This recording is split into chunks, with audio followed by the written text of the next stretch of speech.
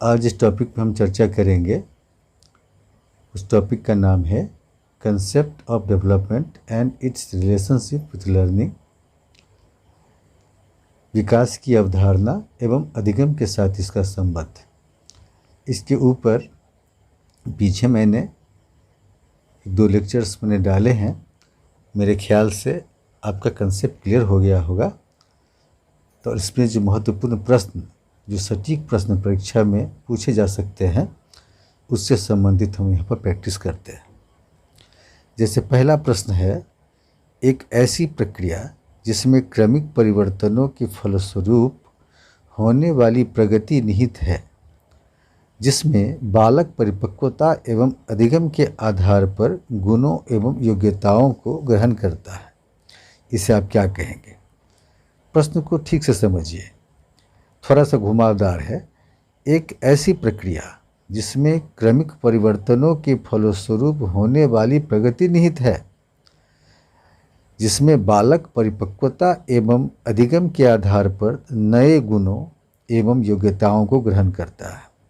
जाहिर है कि इसमें जो ऑप्शंस हैं वो है ए है विकास, बी है सीखना, सी है परिवर्तन, डी है प्रगति। अब जैसे कि बी है ऑप्शन सीखना, तो सीखने की जो परिभाषा है या सीखना जो कहते हैं हम कि अनुभव के द्वारा जो व्यवहार में परिवर्तन होता है, यहाँ पे सीखना आंसर नहीं है। दूसरा कि जहाँ तक परिवर्तन की बात है, जो सी है, सी भी इसके साथ सटीक नहीं बैठता है। यहाँ प्रगति पे आके मामला फंसता है और विकास पे मामला फंसता है, लेकिन इसका सटीक उत्तर है विकास। क्योंकि बच्चों में जो डिफरेंट टाइप्स ऑफ डेवलपमेंट होते हैं, उसमें क्रमिक जो परिवर्तन होते हैं और उसके फलस्वरूप जो बच्चों में प्रगति होती है, और साथ साथ अगर परिपक्वता के साथ वो अधिगम करता है, उसी को तो विकास कहते हैं। जेम्स ड्रेवर की परिभाषा को आप थोड़ा सा याद कीजिए, मैंने पीछे चर्चा किया है लेक्चर में, वो इसी ओर इंगित करता है। हम दूसरे प्रश्न पे आते हैं, किस कथन में विकास की विशेषता नहीं झलकती? नेगेटिव क्वेश्चन है। किस कथन में विकास की विशेषता नहीं झलकती? ए विकास जीवन पर्यंत चलता है, बी विकास कुल परिवर्तनों का योग है, सी विकास प्रगतिशील गुणात्मक परिवर्तन का नाम है, डी विकास अचानक होने वाले परिवर्तनों की श्रृंखला है। अब यहाँ निगेटिव आंसर है, ढूंढना है आपको इसमें। अब जैसे देखिए कि ए है विकास जीवन पर्यंत चलता है, सही है कि विकास में चलता है। विकास कुल परिवर्तनों का योग है, हमने पहले वाले क्वेश्चन में देखा विकास की परिभाषा में। सी में कि विकास प्रगतिशील गुणात्मक परिवर्तन का नाम है, ये भी विकास के अंतर्गत आता है। नहीं आता है, या फिर जिसका राइट आंसर है वो ये है कि विकास अचानक होने वाले परिवर्तनों की श्रृंखला है। क्योंकि विकास अचानक नहीं होता, अचानक परिवर्तन की श्रृंखला के हिसाब से विकास नहीं होता। चूँकि विकास की का जो रियल डेफिनेशन है वो पहले प्रश्न में ही निहित है, इसलिए जो राइट आंसर है वो डी है।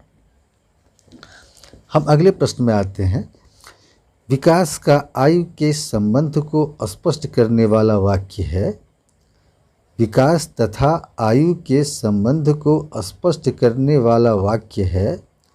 ए विकास का आयु से कोई संबंध नहीं होता, बी विकास पर आयु का कोई प्रभाव नहीं पड़ता, सी विकास आयु के अनुसार ही होता है, डी विकास एवं आयु एक दूसरे के पूरक हैं।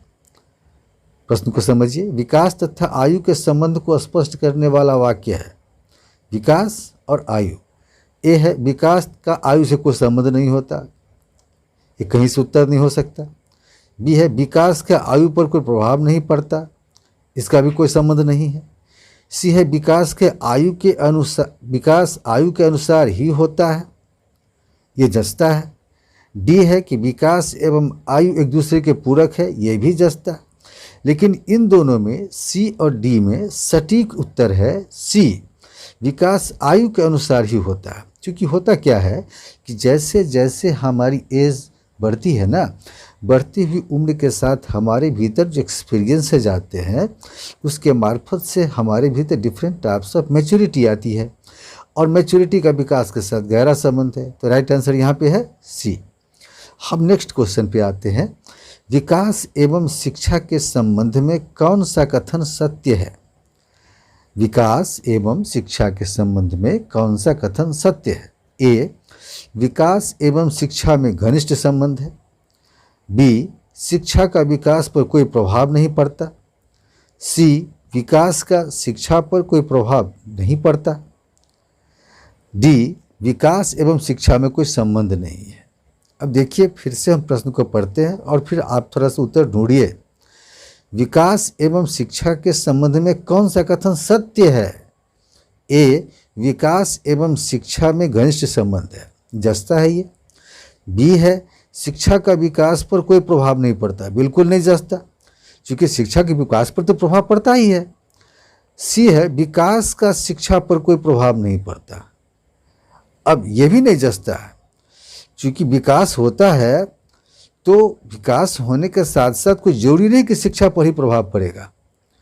और डी है कि विकास एवं शिक्षा में कोई संबंध नहीं है, क्योंकि विकास जब होता है तो फिर विकास होने के साथ साथ शिक्षा भी आगे बढ़ सकती है, या बच्चे शिक्षा भी ले सकते हैं, या एक शिक्षित व्यक्ति का विकास तेज़ी से हो सकता है, इसलिए ये भी नहीं जचता है।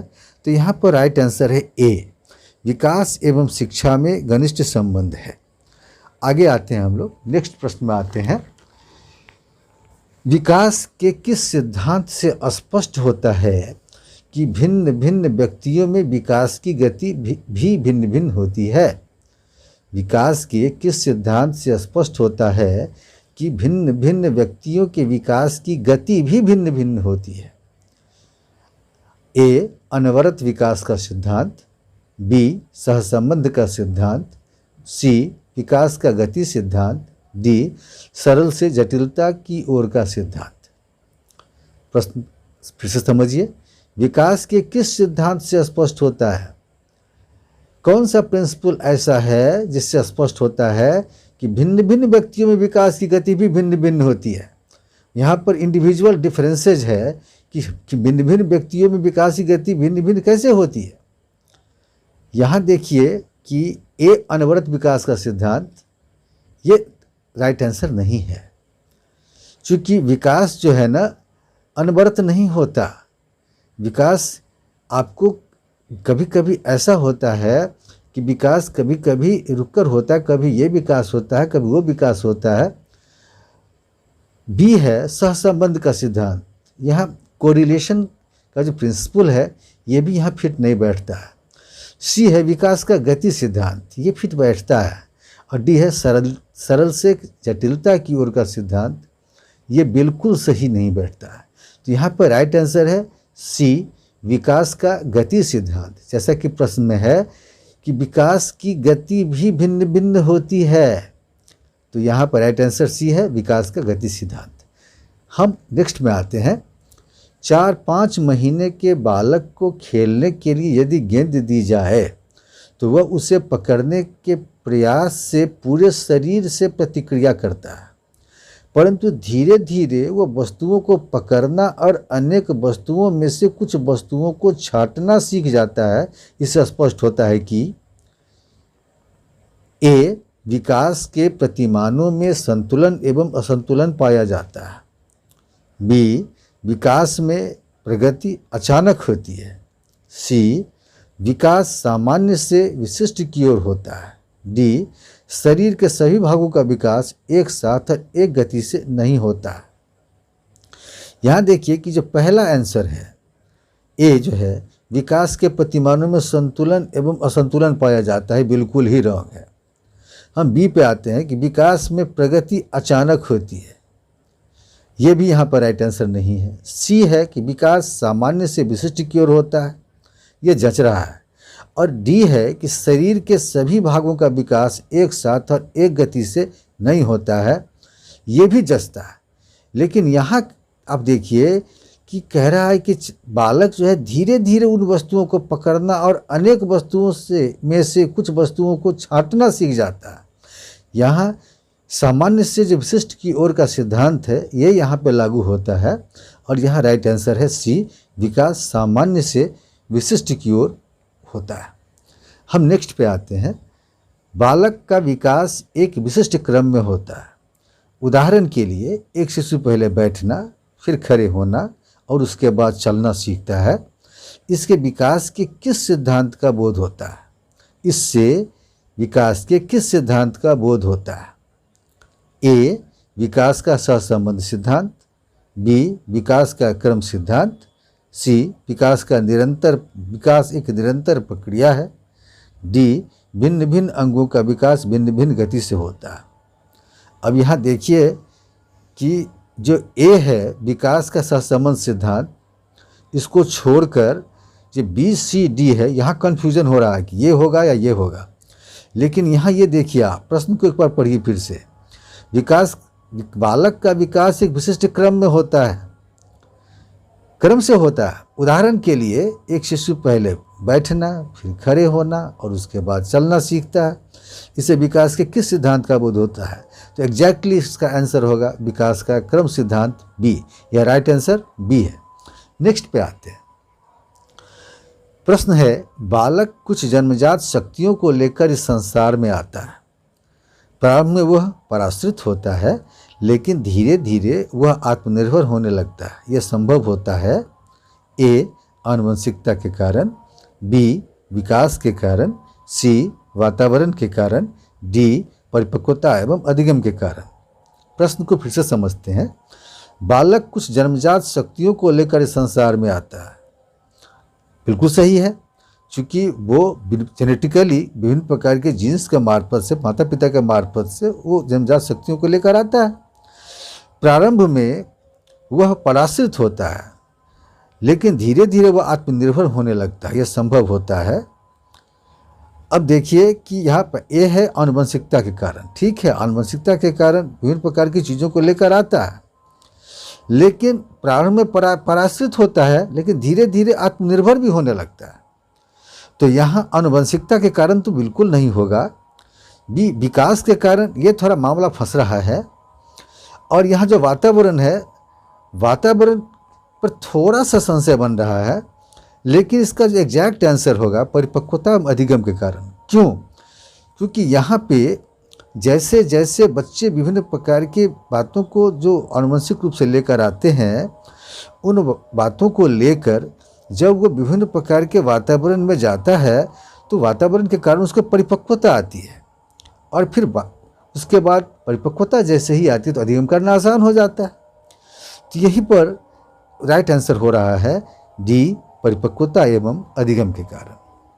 हम नेक्स्ट प्रश्न पे आते हैं।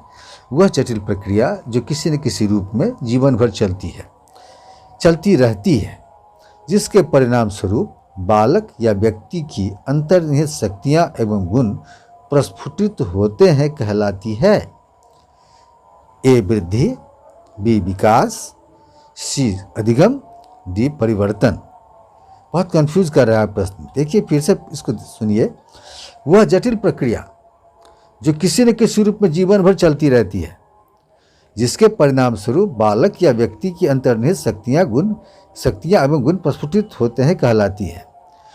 वृद्धि की जहाँ तक बात है, वो आपको वृद्धि एक खास उम्र तक ही होती है, एक खास समय तक ही होती है, इसलिए वृद्धि नहीं होगा।